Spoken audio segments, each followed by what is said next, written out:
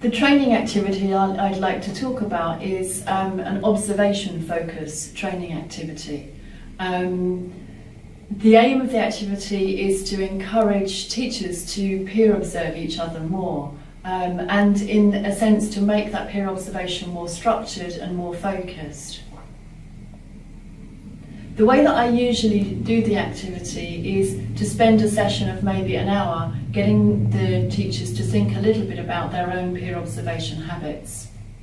And we usually begin by brainstorming positives of observing a colleague.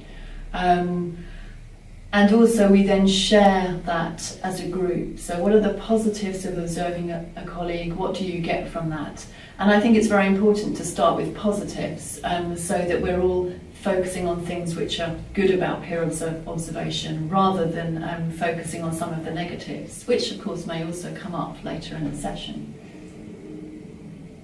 We then move to some individual work of teachers listing areas of their own teaching that they'd like to improve. So a little bit of self-reflection, thinking about what areas in their own teaching they feel they need to work on, or they'd like to maybe do some research on, for example. We then move on to another stage where we're discussing a little bit about how we do things in peer observation and how useful peer observation task sheets might be.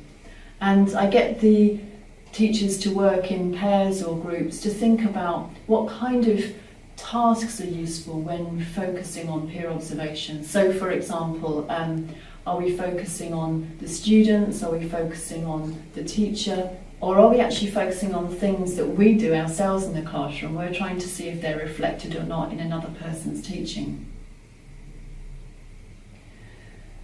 After that, we then go back to working individually again, and I ask the teachers to choose one specific area that they'd like to really focus on for peer observation, perhaps over the next 3 months. Now that may mean that in the next 3 months they're not with me in the classroom, they may be going back to their own teaching situations, but it's something they feel they would like to focus on in some way. And then with a partner, once they've decided that, they discuss why they've chosen this area and also what kind of peer observation task would be useful to enable them to collect the information or observe the things they want to focus on. We then put an action plan together for the teachers to decide. For example, it could be over 3 months to observe 3 different classes focusing on that specific area. Or it could be over 1 week focusing on 2 classes. For each person it will be individual depending on their own teaching contexts. But the key thing then is to organise some kind of feedback where all of the teachers can then discuss how effective their peer observation has been and how maybe they'd like to take it forward, what they've learnt from it as well.